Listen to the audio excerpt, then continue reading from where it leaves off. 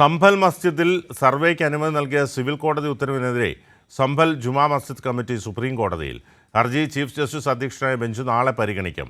Survey അനുമതിക്ക് പിന്നാലെയാണ് യു.പിയിലെ സംഭലിൽ സംഘർഷം ആരംഭിച്ചത്. വിവരങ്ങൾ അബ്ദുൾ റഷീദ് നൽകും. അബ്ദുൾ റഷീദ്, എന്താണ് ഇത് സംബന്ധിച്ച കൂടുതൽ വിവരങ്ങൾ?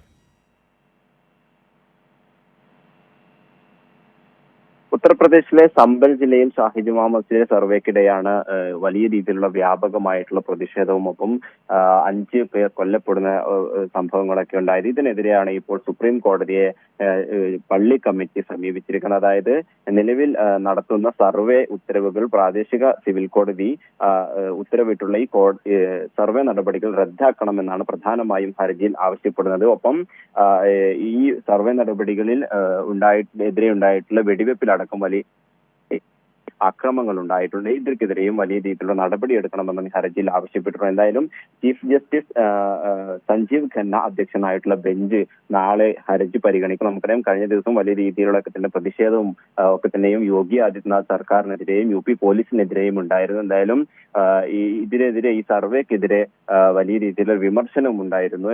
ഇതിന് പിന്നാലെയാണ് ഇപ്പോൾ പള്ളി കമ്മിറ്റി ഈ സർവേ നടപടികൾ നിർത്തിവെക്കണമെന്ന് ആവശ്യപ്പെട്ടുകൊണ്ട് സുപ്രീം കോടതിയിൽ ഹർജി സമർപ്പിച്ചിരിക്കുന്നത്. എന്തായാലും നാളെ ഹർജി സുപ്രീം കോടതി പരിഗണിക്കും.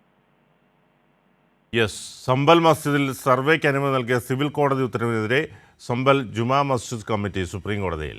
വിശദാംശങ്ങളാണ് അബ്ദുൾ റഷീദ് നൽകിയത്.